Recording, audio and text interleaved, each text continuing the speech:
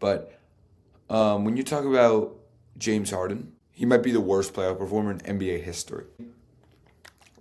The guy's never been to a finals. He's only been to the conference finals once, and he just chokes in the playoffs. If this is like 3-2 Detroit heading back to Cleveland, in that Cleveland game, like, he's going to do nothing. He's going to be like a 4 of 15 game for him. It's just going to be so bad. I mean, they just choke. Like, they're not good. Welcome back to Inside the Arc. I'm your host, Matthew Geller, and the New York Knicks are now 1 win away from the Eastern Conference Finals. A 108-94 win over the Philadelphia 76ers, which gives the Knicks a commanding 3-0 series lead and extends their playoff winning streak to 6 straight, their longest since 1999, the year in which they went to the finals. And this one wasn't easy. The Knicks came out flat early, trailing by double digits in the first quarter, but this team showed resilience, toughness, and composure. Slowly but surely, they took control of the game, and they never looked back. Once they got this lead in the second quarter, they held it for the rest of the game, and they led the entire second half. Once again, it was the captain leading the charge. Jalen Brunson finished with 33 points, completely taking over offensively when the Knicks needed him most, but he wasn't alone.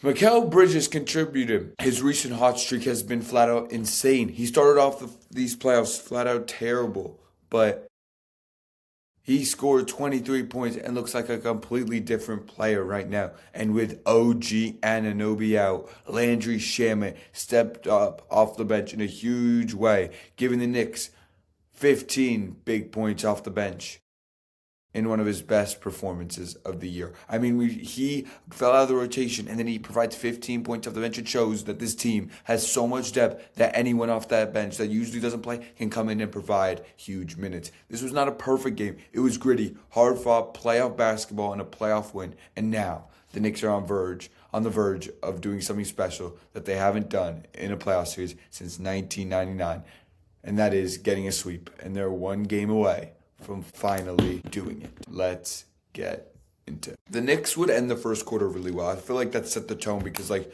it was 23-12, I believe, yeah. And the Knicks closed out that quarter, cutting it down to 4. I guess they had like a 13-4 run, or like a 13-6 run, cutting it down. Just like they just ticked away in that first quarter in the early second. And the bench, just like the bench numbers when we look at this series in a couple weeks, when we look back on it maybe, after the season, but you'll look at how the bench is the reason the Knicks won this series. I mean, when you talk about it, like, the Knicks bench had, the 76ers bench had 5 points.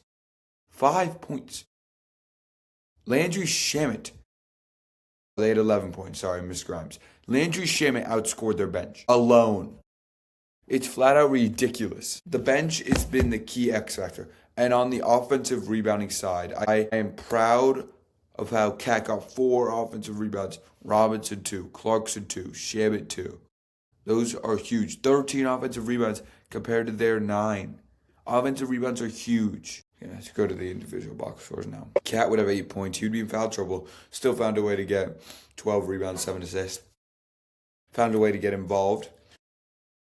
Josh Hart would have a Josh Hart game. 12 points, 11 boards, 3 assists. Bridges, 23 points, very efficient, just what you ask for him. Brunson, 33 points, 50% from the floor, 9 assists, 5 boards, 33, 9 and 5 for him. Deuce was not loose, 3 points, 1 of 6. He has so many open shots that he's got to start to knock down, but I have faith in him. Better to get the misses out now. Robinson was great. He dunked all over Embiid, 4 for 8 from the free throw line. We'll live with that from you, but good game for him. Clarkson was good, 5 rebounds, 3 assists. Shamet, we already talked about, and yeah. Alvarado hit a 3, big one. That was the one when they challenged Embiid's call, yeah. That was some BS. Yeah, the Knicks would win every quarter outside of the first quarter. They've done such a good job at holding Maxey, and they make Embiid look like a sore loser. I mean, after the game, he wants to talk about free throw attempts. In game 1, they had 18 more free throw attempts than us. We still won the game by 40, so nice one, Embiid. You went 9 from 32 from downtown. Yep, nice. Nice one, Embiid. But as I'm recording, Cleveland's up 16 on Detroit. Wow. Wow, wow, wow. So, Knicks 3-0 lead. I mean, this series is basically over. I mean, you got Knicks fans basically just dominating the away crowd. I mean, every game this series is going to be a home game, no matter how long it goes. It's going to feel like the Knicks fans have taken over the building somewhat. I mean, the Sixers have just like a joke of fans. I mean, tomorrow might be the worst we've ever seen. Yeah, I think yesterday's game was like 50-50 maybe. At the end it was like 80-20, I heard, but I know by the end it's going to be bad. The ticket prices just keep going down in Philly, and they have lost so much faith in their team that it's just going to keep going down because they don't have faith in their team. That it's the Knicks fans are going to invade again. It's going to look really bad on them. It's going to. But if Philly's able to extend it on a Mother's Day matinee at 3:30, we would have a Game 5 Tuesday that I'll be at the Garden. First Knicks playoff game I'll be at the Garden in 5 years. But people have been asking me, are you rooting for them to lose so you get to go? No, I'm never gonna root for this team to lose. But of course I want to go. But yeah. But just get it done. You don't want this series going longer than it should. You should rest Anunoby for tomorrow. I mean, clearly, it's a hamstring. You don't want to, re-aggravate it, make it potentially worse. Just give him the rest. If we sweep and maybe potentially Cleveland can extend that series to maybe, 6 games, you get those extra days of rest, which can be critical in a time like this in the playoffs, as every game has a story. So, yeah, let's get to these other games. I'll talk about every playoff series, but yeah. San Antonio would take, this is the really only entertaining series somewhat. San Antonio would take a 2-1 lead, but I feel like Wembanyama, if he could take that team to the finals. He's very dangerous. He's good. He's good. He had 39 points, 5 missed shots, 15 rebounds. I mean, 5 blocks as well. He had 12 blocks in a game. I mean, it's nuts. 37 minutes. I mean, Edwards had 32 points, 14 rebounds, 6 assists. He needs help out there. He needs help out there, flat out. This game was a good one. Timberwolves should have won it. Now San Antonio took a 2-1 lead with 0 playoff experience. They've done that. And they look to take a commanding 3-1 lead tomorrow in Minnesota. But, that one's been a good series. Edwards and Victor Wembanyama are just such young stars in our league that have such bright futures that could easily be the face of the NBA in the future. Let's go to the Thunder Lakers. Is Luka out for this game? He's still out. They need him back. Jalen Williams could miss as many games as he wants, and the Lakers would still lose this game. OKC is favored by 8.5 for a reason. They're just such a juggernaut of a team. 64-18. They're 6-0 in the playoffs. They look to go up 3-0 and take commanding series lead over the Lakers. As we'll see if Austin Reeves and LeBron James can try and stop that. I don't know if you guys saw after that game too. The refs were terrible. The Thunder got so many calls in that game. It was horrible. There was a stat that was crazy. It's LeBron is a really bad whistle, they were saying, but Shea's been flopping a lot. It's frustrating. Here's a stat that shows how much these coaches hate Shea. Mike Brown has 2 techs this season. Both came against the Thunder in separate games. Both.